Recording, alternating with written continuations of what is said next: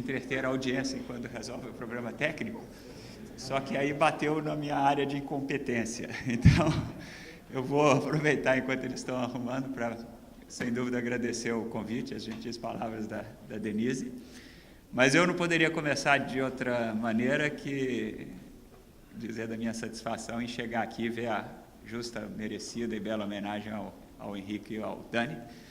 É muito bom a gente poder homenagear os colegas, embora olhando os dois a gente tenha certeza que eles andaram mentindo na certidão de nascimento, aumentando a idade. Quando a gente é jovem, a gente quer parecer mais velho, às vezes aumenta a idade e tal, né? Então acho que deve ter um erro de registro ali, considerando os dois, mas fora isso... Falando em idade, quando foi seu aniversário? Opa, recentemente também, mas eu ainda estou na versão 5.0. Foi 25. Ah, não. Já tiveram menos da metade da idade. É, né? Ligou? Então tá bom. Essa coisa do Carlinhos parece aquele problema do rádio antigamente, né? Fulano, qual a idade que eu tenho, né? Tá certo. E eu quero fazer uma referência aqui a que a Denise falou, que eu estava preparando ali eu tenho uma pasta ali com as palestras, né? E aí eu vi que tinha 2 diretórios. Eu sou do tempo que falava diretório, tá, gente? Não era pasta ainda. Tinha 2 diretórios MGEST. Aí eu falei, nossa, que legal! Aí eu achei 2 registros, né? O primeiro de Lavras, em 2007. Essa foi a apresentação. Hoje todo mundo faz coisa com R Markdown, não sei o quê, mas na época a gente estava falando de um predecessor disso. Mas estava lembrando das participações anteriores no MGEST. Acho que eu vou pegar um mouse aqui, só um minutinho. Ah, minha bolsa ficou lá em cima, né? Uma bolsa preta aí, Léo. Se você achar aí do lado, você traz o mouse aqui para mim, eu vou tentar mexer com esse mouse. E tem uma outra participação também no MGEST,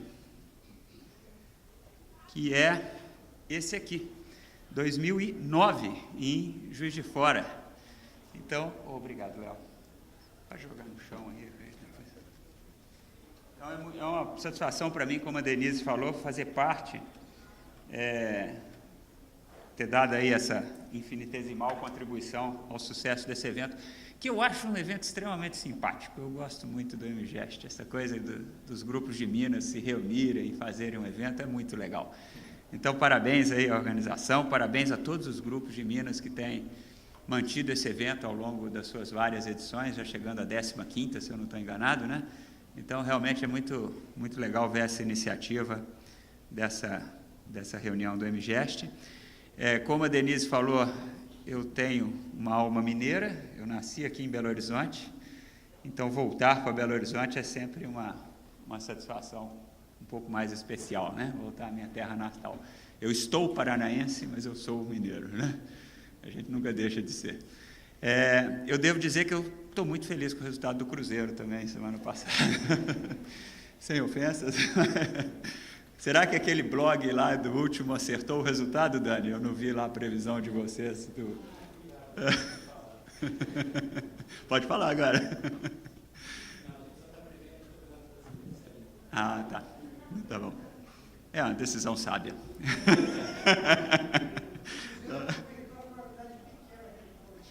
Pois é, mas reforça a ideia de probabilidade, né, Carlinhos?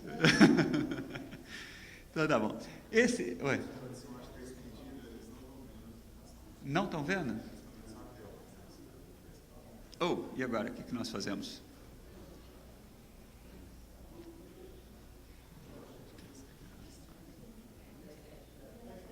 Então vocês não viram o que eu falei do MGEST, né? Não.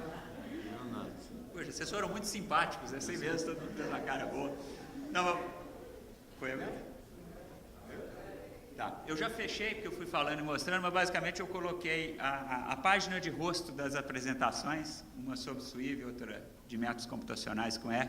Eu botei a página de rosto das minhas apresentações das versões anteriores do MGEST. Esse trabalho, eu agradeço a oportunidade do convite, porque é alguma coisa que a gente já fez há algum tempo atrás, lá em Curitiba, eu já conversei com alguns colegas a respeito desse trabalho, mas eu acho que é a primeira vez que eu vou ter a oportunidade de apresentá-lo de forma um pouco mais completa. Então, para mim é uma satisfação, é uma coisa simples, mas é um pouco mais completa do que das outras vezes.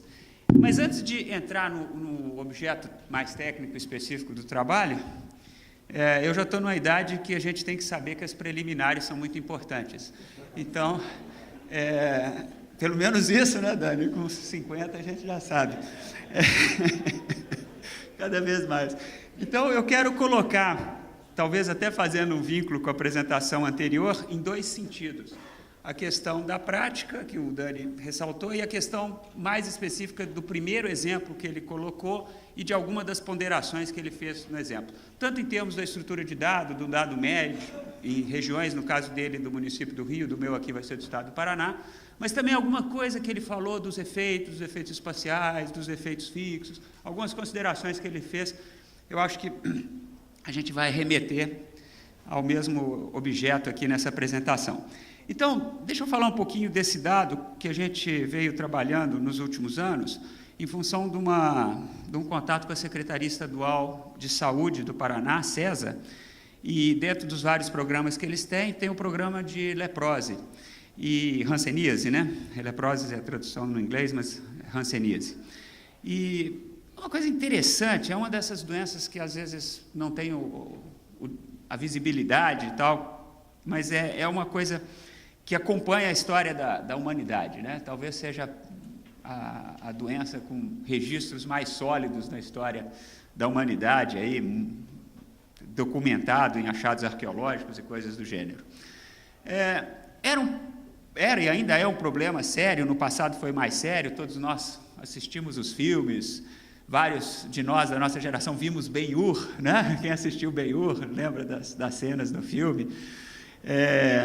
Todo Natal passava Ben-Hur na televisão, né? Uns anos atrás, né? Quando eu era criança era assim. Mas era uma doença exclusiva, né? No sentido de excluir as pessoas da sociedade, com muitos estigmas associados a isso.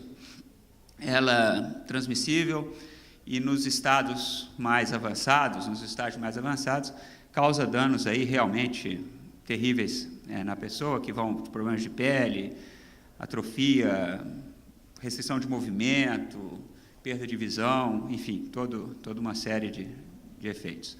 Ela tem uma conexão, o nome hanseníase, né, vem de Hansen, o norueguês que primeiro identificou a bactéria causadora, e é uma das coisas surpreendentes que, embora seja uma doença de história tão longa, foi só na década de 80 que surgiu realmente a cura. Existiam vários paliativos, mas não sei se vocês sabem, para mim foi uma surpresa que só na década de 80 esse tratamento de polioquimioterapia possibilitou a cura da doença. Especificamente no Brasil e no Paraná, foi na década de 90 que esse medicamento começou a ser usado dentro dos programas de saúde de uma forma geral. Em 94 pegaram 5 cidades para fazer um estudo piloto disso e depois isso foi cobertura total a partir de 97. E aí, casos de tratamento de hanseníase, que pegam aí de 6 a 12 meses, dependendo da evolução do quadro, do estágio inicial, etc., mas é perfeitamente tratável. Eu fui numa reunião da CESA, relatando o programa e tal, e foi muito legal, que tinha uma pessoa lá, contando, um pesquisador de um instituto de pesquisa que todos nós conhecemos, bastante importante, e contando que ele tinha tido hanseníase, então pegou uma pessoa assim, para desestigmatizar a doença, né? Uma pessoa instruída, pesquisador, doutor, etc., e ele teve essa doença, né, no estágio avançado da vida, sem ter aquele perfil típico do paciente. Então, ele estava dando lá o depoimento, e o mais interessante é que ele é avô de um coleguinha muito próximo dos meus filhos. A gente se conhecia há muito tempo e eu nunca soube dessa história dele. Então, ele foi perfeitamente curado, ele contou a experiência dele, enfim, algo bem interessante. Os processos de contágio ainda não são totalmente conhecidos, e aí se assumem riscos como fatores de risco, condições socioeconômicas, condições de saúde geral, mas principalmente áreas de alta densidade populacional são mais críticas para isso. No Brasil, tem um número de casos ainda substancial em números absolutos e relativos em termos mundiais, mais na região norte e nordeste, nas regiões menos desenvolvidas também, sub-regiões de menor desenvolvimento. Nas nossas condições lá, o Paraná contribui com 3% dos casos brasileiros, esse é o número de casos em 2012, se não me engano, 1989, e existe uma meta da Organização Mundial de Saúde. Em várias doenças contagiosas, em geral, se determina o que seria um break point. Se você está abaixo daquilo, acredita-se que você interrompe a cadeia epidemiológica. Então, essa meta é de um caso a cada 10 mil habitantes. Então, isso é o que se deseja com os programas, que se esteja abaixo de um caso por 10 mil habitantes. No caso do Paraná, o Paraná atingiu essa meta recentemente. E aí a preocupação toda do programa lá é não baixar a guarda. O fato de você atingir a meta pode gerar uma sensação de estar tudo bem e a coisa não é assim. E segundo, que atingiu a meta o Estado. Isso não quer dizer que cada cidade individualmente atingiu a meta, porque existe uma substancial variação no Estado. E a agência coleta muitos dados, mas é incrível, gente. Eu acho que vários colegas aqui trabalham com órgãos de saúde, em tempos de tecnologia de informação, em tempo de tudo isso que a gente tem acesso hoje. Os sistemas de vigilância, o Renato está aqui, trabalhou bastante com vigilância, softwares e técnicas para vigilância, são muito incipientes. Se a gente entrar nesses órgãos, para gerar dados. E aí, a primeira coisa que eles queriam é que a gente organizasse os dados dele e gerasse um monte de estatísticas extremamente simples. Então, nós pegamos alguns alunos e eles começaram a organizar esses dados, e aí todo mundo que trabalha com dado real vindo de órgãos públicos sabe o que acontece quando a gente trabalha com dado real, né? Você passa 5%, na melhor das hipóteses, fazendo estatística e 95% do tempo organizando dados, bases de dados e etc. E aqui eu quero contar uma história que eu acho interessante compartilhar, nós vamos chegar lá daqui a pouco. Mas, enfim, todo tipo de análise, a gente foi crescendo em sofisticação, foi analisando as séries temporais por município do Estado, foi vendo se tinha alguma capacidade preditiva nisso. O Estado também tem uma discretização em grupos, né? São subregionais que agrupam municípios. Então, a gente está vendo, é melhor olhar a subregional, é melhor olhar o município, o Estado como um todo, etc., que são efetivamente as unidades de independência administrativa para tomar decisões, enfim, para gerir o pessoal, etc. E, evidentemente, a gente quer olhar os municípios, ver onde está bom, onde está ruim, o que a gente pode aprender com quem está bem, onde pode intervir com quem está ruim, no caso da CESA. Então, aí foram gerados um monte de relatórios. Eu vou pedir desculpa, eu não tenho a versão última. A versão última você tem mapas animados, você clica no município, abre os relatórios, etc., mas não deu para trazer aqui. Então, tem aqui os relatórios típicos, você tem as séries, por exemplo. Isso aqui é o que acontece no Paraná. Então, olha só, eu falei da década de 90, né? Tratamento polioquimioterapia. Olha que interessante o que acontece com a série de casos.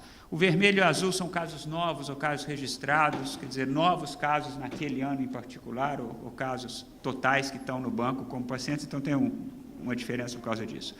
E tem uma população-alvo que, além de 1 por 10 mil habitantes, em termos futuros, o programa quer realmente impedir o contágio abaixo de 15 anos, a idade crítica. Você quer esse grupo como o grupo principal de objetivo para, de novo, quebrar a cadeia epidemiológica. E aí tem uma série de gráficos desse tipo, eu não vou varrer por todos eles, mas várias questões como forma clínica, existem todo o detalhamento disso. A gente também faz séries individuais para cidades, vê como é que isso funciona nas cidades. O Gabriel é o principal autor aqui. o Fernando também colabora, é bom dizer, a gente vindo de Curitiba e traz o nome de um coautor, Fernando Moro, é bastante é bom dizer que até onde eu sei não há conexão nenhuma, né? Evidentemente essa foi a primeira pergunta que eu fiz para ele, né? Fernando, qual que é a sua conexão familiar aí, né? Ele me diz que não tem nenhuma, então, só uma curiosidade. Enfim, a gente vê as séries dos municípios e tudo parece muito bonito. Só que isso parece muito bonito depois que arruma, porque essas séries, aqui tem mais um pouquinho, a gente faz mapas, aí o pessoal de estatística espacial vai reconhecer aí os mapas temáticos, para as faixas de idade, depois tem os mapas das evoluções, né, da doença, a gente faz mapas interativos, etc., que você vai vendo a evolução ao longo do tempo. Está aparecendo um mapa piscando aí? Tá. Então, enfim, essa tecnologia toda que está bem estabelecida. Feito isso, a gente passa para a modelagem.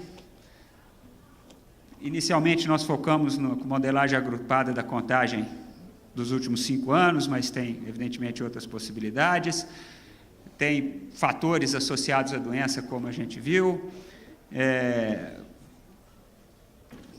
Nós nos juntamos, a torcida do Flamengo e do Corinthians atualmente, usamos o INLA, assim como grande parte da população mundial que trabalha nessas coisas. Enfim, e basicamente o que emerge dos modelos é um efeito marcante, destacado por qualquer análise que você faça de educação e renda em termos da hanseníase por municípios. E aí, a Vanessa, em particular, está trabalhando um pouco na modelagem espaço-temporal desses dados, e o problema da modelagem espacial, quando você vai para municípios pequenos, que tem uma inflação de zeros que tem que ser controlada. Enfim, fazendo isso tudo, eu não vou mostrar um monte de tabela estatística, mas só para colocar um pouquinho o contexto, a gente consegue fazer alguma coisa, mas não é necessariamente um ajuste bom. O problema é complexo, a hanseníase é muito complexa. Mas antes de falar disso, quando a gente estava mexendo nesses dados, entre os vários problemas na banca de dados, apareceu um problema que, para mim, foi surpresa. O Gabriel ia me mostrando as coisas, falava, Paulo, esse troço não está batendo aqui, não sei o que, está problema, e a gente olha daqui, olha daqui, olha dali. E o que acontece? Você tem município, você tem o número de casos e a população do município. Quando você vai pensar isso ao longo do tempo, né, você vai pensar nas taxas evoluindo ao longo do tempo. Taxas é número de casos por população, grosseiramente falando. E aí, acontecem coisas de todo tipo. Primeiro, que os municípios têm um probleminha, né? E o probleminha do município, em termos, ou uma característica estatística, é o que vocês estão vendo aqui nesse mapa. Isso aqui é a evolução da partição de municípios de Curitiba desde a década de 50 até hoje, né? Os municípios vão se dividindo. Se vocês fizerem isso em Minas Gerais, então, vocês vão ficar desesperados, porque em Minas Gerais os municípios se dividem com uma taxa... Os mineiros são mais propensos à reprodução do que os paranaenses. Interpretem isso como quiserem. Enfim. Mas esse problema, vocês concordam? Que é um problema. Como é que eu vou fazer a evolução do município se ele não existia lá atrás, né? Então, essa é uma característica desses dados que a gente tem que fazer alguma coisa a respeito. A gente tem as variáveis socioeconômicas, tem zeros, etc. E aí, acontece algo um pouco... A gente começou a fazer gráficos da população do município. E quando você vai ver em população, no caso lá do Paraná, a gente pode pegar a população do DataSUS, a gente pode pegar a população do IBGE, então nós temos população do censo e projeções populacionais para os anos não censos. Tem um órgão estadual que tinha população por um tempo, que é o chamado IPARDES, e aí a gente joga no mapa. E aí começa a aparecer coisas como isso aqui, ó. Isso é o denominador das nossas taxas, é a população. Então, se você ver uma variação na taxa daquele município, você tem que se perguntar por que ela aconteceu. Esse município, ele sempre existiu, esse aqui é um município novo, estão vendo? Ele não tem dado aqui para trás. E aí você vai, todo mundo lembra de Pato Branco, né? Ficou famoso depois de um certo programa de televisão, né? Aquele sotacão típico do Paraná. Às vezes, vão aparecendo coisas realmente mágicas, que são inconsistências enormes na população em relação aos municípios. E essas inconsistências não dizem respeito só à divisão. E pulos de população que não é necessariamente devido à divisão dos municípios. Então, isso aqui, eu virei e falei, nossa senhora, se eu fizer qualquer modelo estatístico, nossa senhora, como diz aqui em Minas Gerais, nossa senhora, se eu fizer qualquer modelo estatístico, olhando o número de casos, colocando offset de população, e não olhar o que eu estou fazendo nessas populações, eu estou fazendo algo que o ruído vai ser muito maior do que qualquer sinal que qualquer modelo possa calcular, porque existe uma enorme inconsistência nessas populações. E aí, o que a gente fez, dadas essas inconsistências da base de dados, foi fazer uma interpolação linear entre o censo e uma proporcionalidade de população para os novos municípios. A coisa mais simples, regra de 3. Então, olha, o município dividiu. Depois que dividiu, tinha tanto por cento de população. Então, vamos dizer, o município A virou A e B. Aí eu peguei quantos por cento de população tinha A e B aqui, projetei para trás, para poder completar as séries.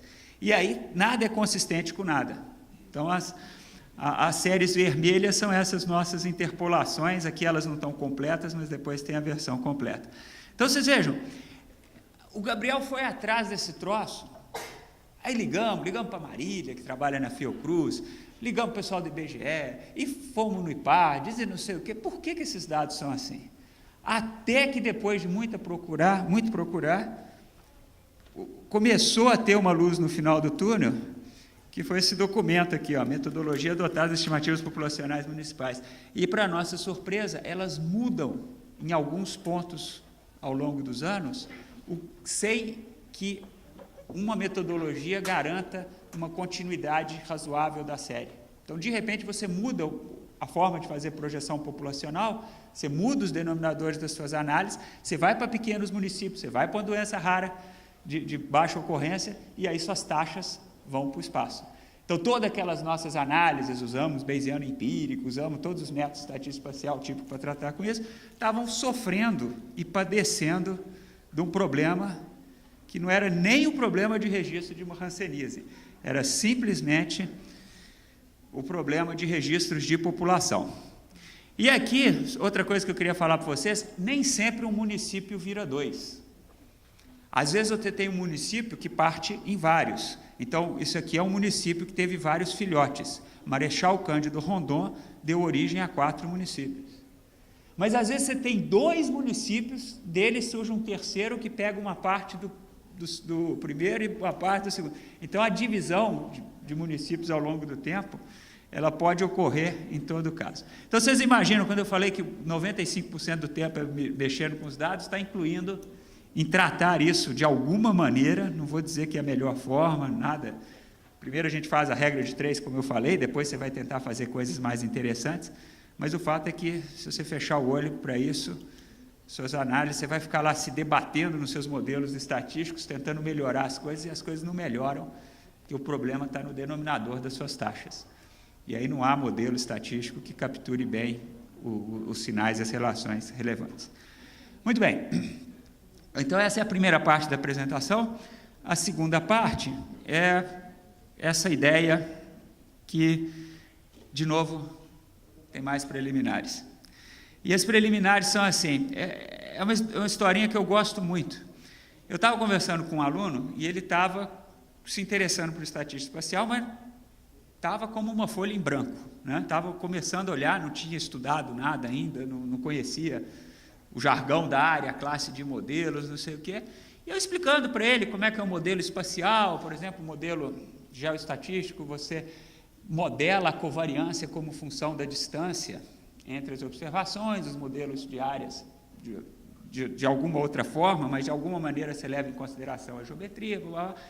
E ele me faz uma pergunta, mas e se tem covariável, não sei o quê, mas ele falou, mas não pode ser na distância entre as covariáveis?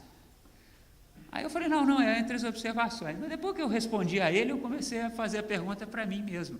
E aí a gente resolveu elaborar um pouquinho nessa ideia. Talvez não tenha nada de novo, mas apareceram algumas coisas que eu achei interessante. Então, isso deu origem a esse trabalho que o Fernando desenvolveu aí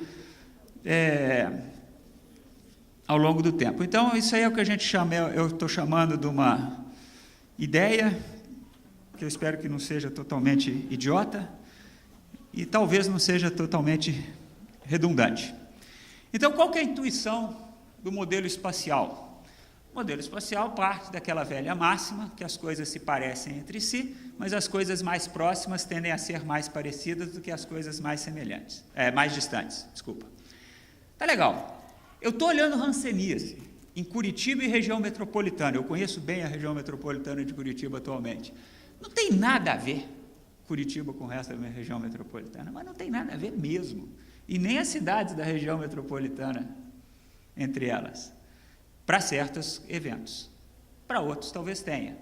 Se eu estiver falando de poluição, temperatura, temperatura no Paraná, a gente quer dizer grau, quanto de frio você tem, né? Aqui em Belo Horizonte, temperatura, você pensa em quanto de calor você tem lá, a gente pensa em quanto de frio.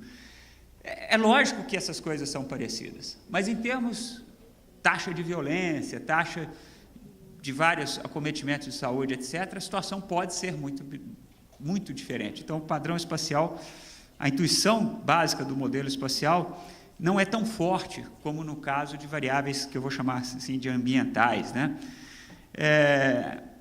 Então, essa máxima que as coisas tendem a ser semelhantes, não é bem assim.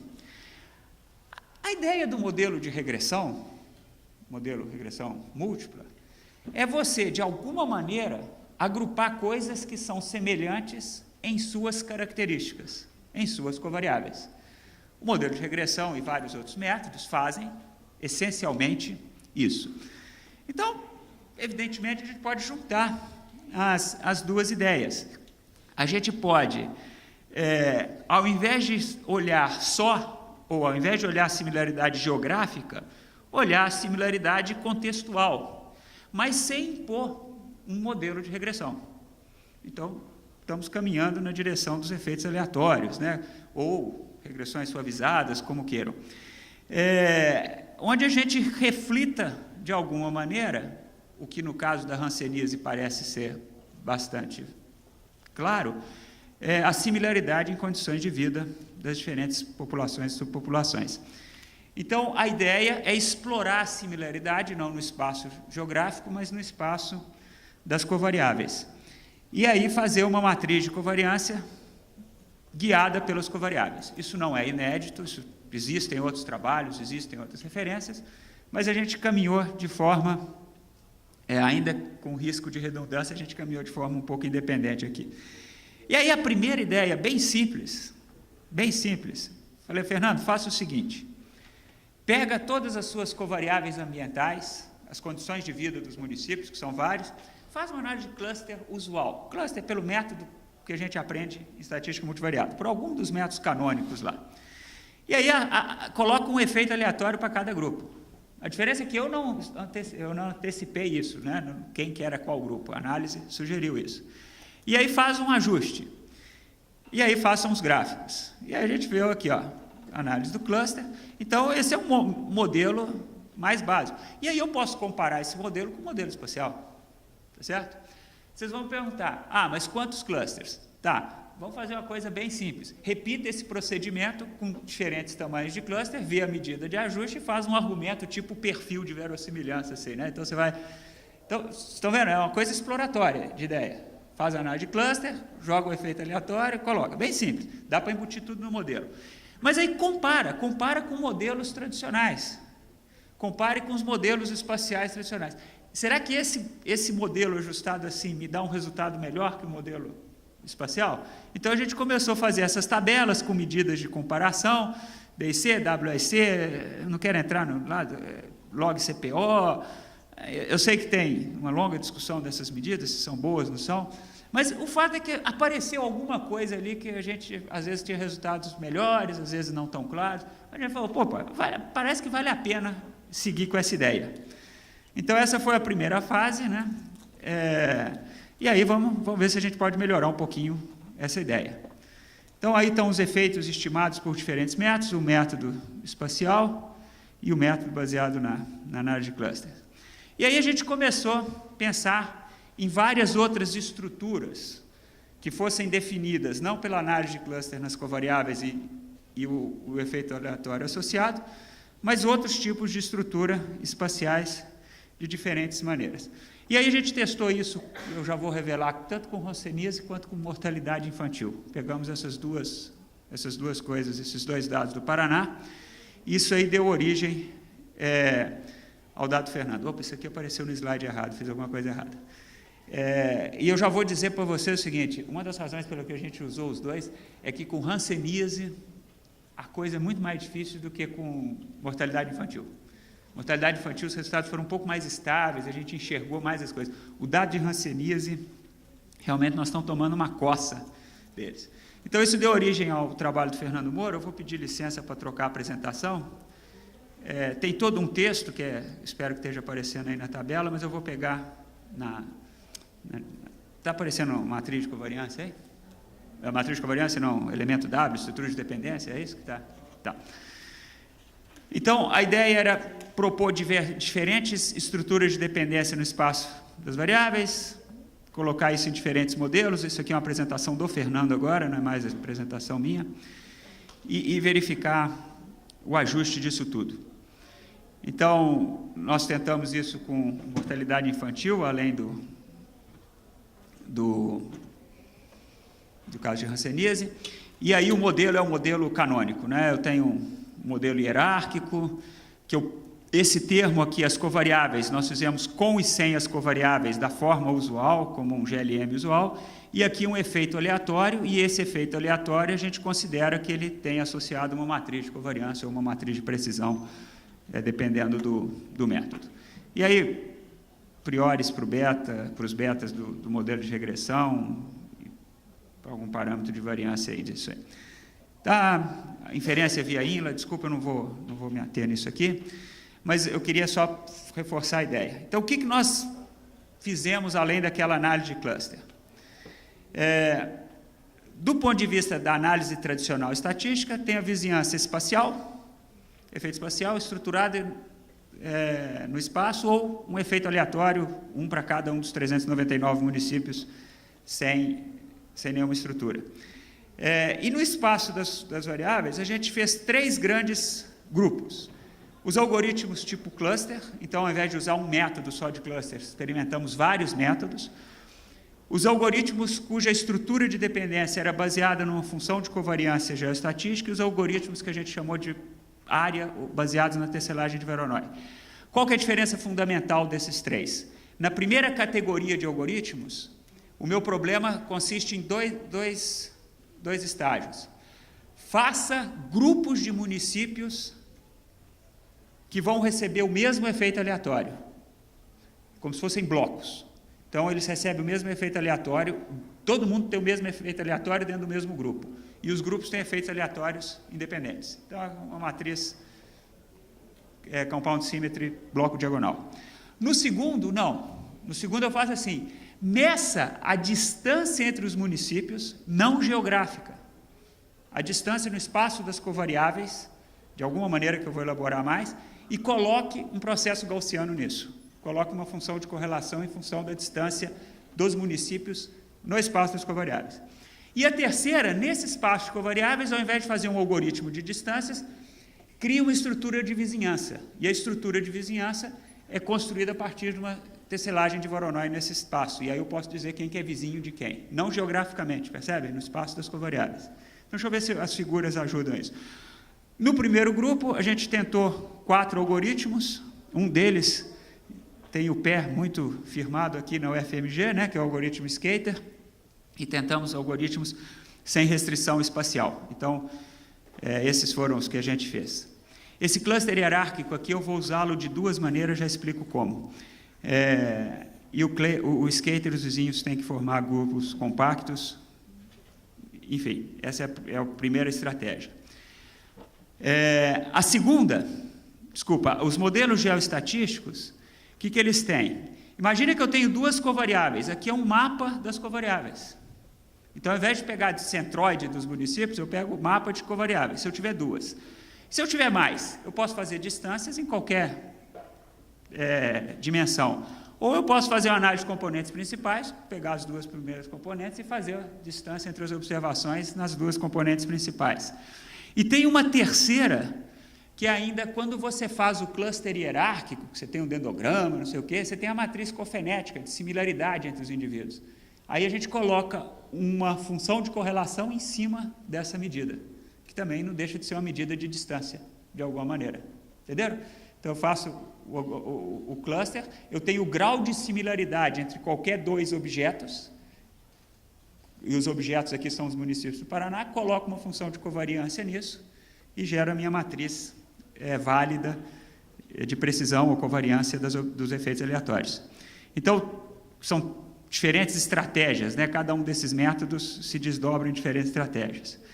E a última é a tecelagem de Voronoi. Eu não sei, aqui está bem ruim, mas, de novo, imagina que você tem os dois primeiros componentes, você faz essa tecelagem de Voronoi, para quem não conhece, é uma partição discreta do espaço geográfico, de tal maneira que qualquer ponto dentro de uma subárea dessa é mais próximo desse centroide, que é o dado original, no caso dos dois primeiros componentes, do que qualquer outro ponto. Então, você cria uma estrutura de áreas. É como se tivesse um mapa, ao invés de municípios, você tem áreas no espaço das covariáveis. E aí você coloca os modelos usuais, Bezaguier, York e Mollier, Carr, Sarr, enfim, toda a família dos modelos de área. Então, você pode fazer em duas coordenadas que sejam variáveis arbitrárias, duas primeiros componentes principais, ou pode fazer voxels aí, ao invés de pixels, né, em 3D, mas aí vai ficando meio chato. E aí avalia isso pelas medidas. Nós pegamos aqui WIC, DIC, que são medidas mais de qualidade de ajuste, log CPO e PIT, que são medidas, de alguma maneira, avaliam mais a predição de desses algoritmos. A minha figura está pequena, não sei se vocês conseguem ver uma coisa como se fosse um V assimétrico aqui. O que é isso? Aqui eu estou mexendo, por exemplo, com o número de clusters e a qualidade do ajuste, então eu sou capaz aqui de identificar um número ótimo de clusters na análise dos clusters. Para cada uma dessas coisas, eu considero o modelo sem colocar os covariáveis e colocando os covariáveis. Então, de novo, aquela coisa, vou colocar efeito fixo ou vou deixar tudo para efeito aleatório? Como é que eu vou capturar isso? Colocar efeito fixo na forma de regressão linear e tal, é sempre um negócio complicado.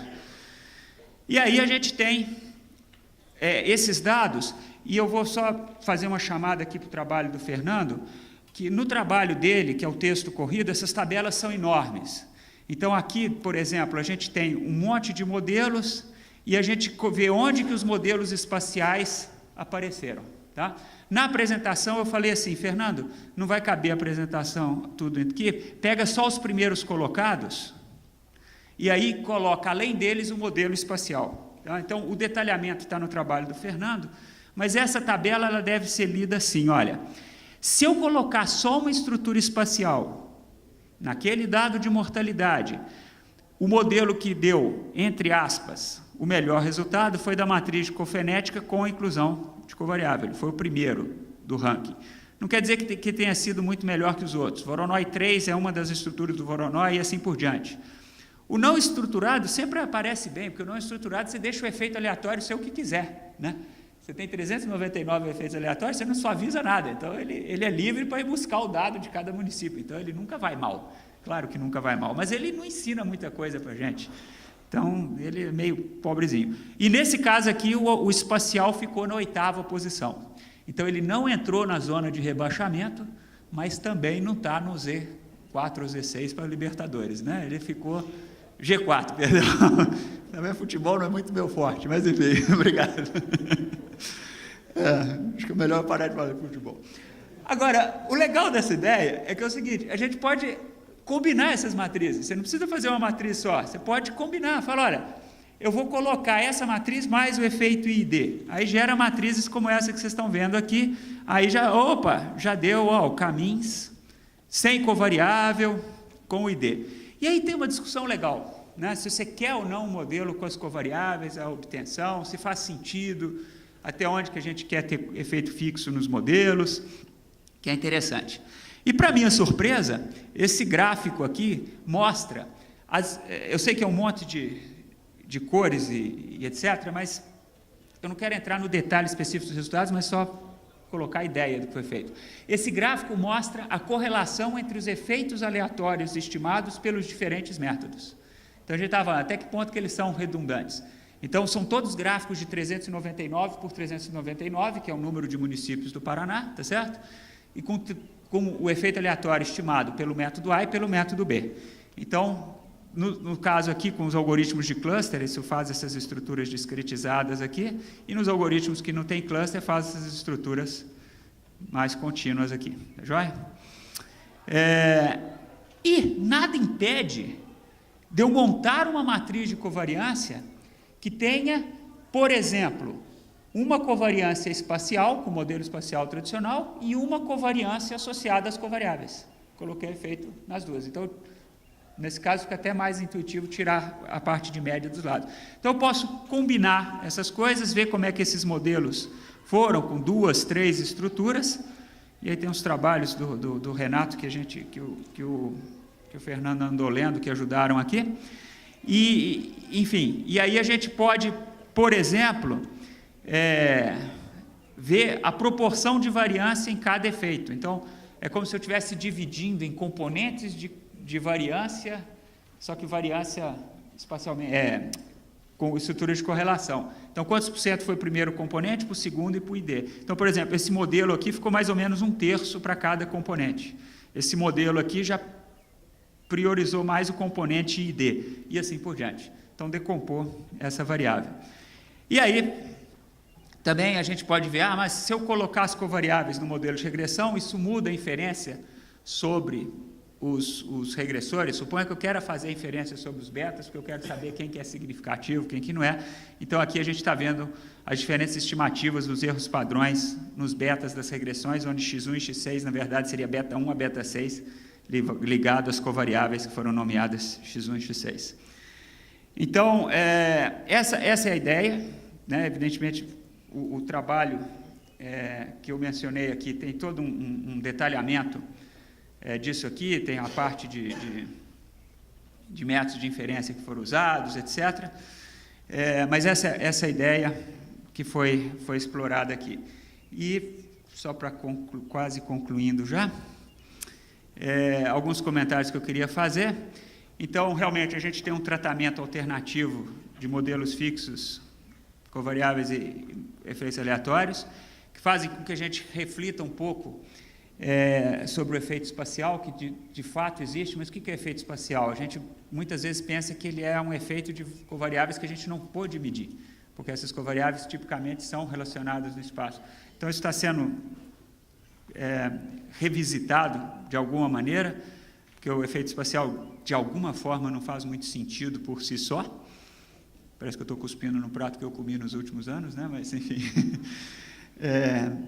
E a abordagem mais formal disso, certamente a gente pode estabelecer, por exemplo, conexões com GAN. Se eu pegar o caso de uma covariável, 2 covariáveis, colocar um spline nisso aí, isso é equivalente a um modelo geoestatístico em 2 dimensões. Se eu colocar um spline nos componentes principais, ou um spline em 2 covariáveis, eu posso estabelecer conexões formais. Mas o que a gente tem aqui, a gente acredita que é um pouco mais geral do que isso aqui. Ou, se você não quiser ir para o mundo dos efeitos mais fixos, como um GAN, e quiser ir para o mundo dos efeitos aleatórios, então as conexões são através dos campos gaussianos que vão estar por trás desses processos nas suas diversas representações. Então, mais uma vez, eu quis trazer esse trabalho aqui, foi desenvolvido com 3 alunos da UFPR, que colaboraram, a Vanessa Serraber, o Fernando Moro, já citado, e o Gabriel Sartori Klosterman. Meu agradecimento e reconhecimento a eles aqui, que são realmente as forças por trás desse trabalho, e obrigado pela oportunidade de estar aqui em Belo Horizonte de novo.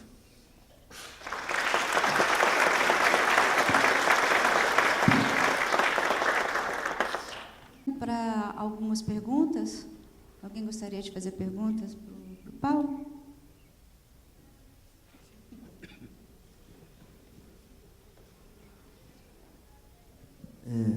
Parabéns, Paulo, pela apresentação. Você uma vez conversou comigo há pouco tempo, em julho, sobre esse trabalho, e foi legal ver o desenvolvimento dele aí. A minha pergunta é a seguinte: Você muda o espaço para determinar a distância e geografia, de certa forma, e uma área recente agora que está sendo discutida é o tal do confundimento espacial tradicional com covariáveis, como é que isso afeta a sua estimação dos betas, que normalmente são muito importantes para interpretar o problema, e se o efeito espacial vem suavizar a superfície, etc. O seu novo jeito de pensar talvez traga um confundimento muito maior, porque você talvez use as próprias covariáveis 2 vezes para determinar a distância e depois coloca elas no modelo. Você tem ideia do quanto que isso afeta? Então, as estimativas do beta, elas continuaram sempre fazendo sentido ou não? Perdeu significância alguma coisa que talvez fosse sabido que era importante para mortalidade infantil, alguma coisa nesse sentido? A resposta curta e objetiva. Você tem ideia? Não. Então, se o tempo tivesse extremamente curto, eu terminaria no não. Mas, assim, não, realmente a gente não elaborou tanto nisso. Mas esse foi um pouquinho o objetivo daquela transparência final, onde eu coloco os erros padrões dos betas sobre os diversos enfoques. Eu não quis elaborar aqui na preocupação. A gente pensou um pouco nisso. Mas a gente não tem nenhum resultado assim mais contundente, né? Até que ponto a gente pode separar. O que eu tenho esperança é que talvez esse conjunto de coisas ajude a gente a refletir sobre uma gama maior de alternativas de modelos e ajustes e criticar, porque se eu tenho um modelo espacial com os meus betas, não sei o quê, que ajustou tanto, me dá tal interpretação do beta, mas se eu fizer isso aqui e dar um ajuste muito melhor, então acho que eu tenho que parar para pensar sobre aquele primeiro, porque a estrutura das covariáveis está misturada com a estrutura, a estrutura espacial que está ali. Então, eu não sei como, mas eu imagino esses modelos me ajudando, me dando uma gama maior de explorar o que é relação, o que é artefato, que esse confundimento causa. Mas, realmente, tentamos alguma coisa, mas muito preliminar ainda. Mais alguma pergunta?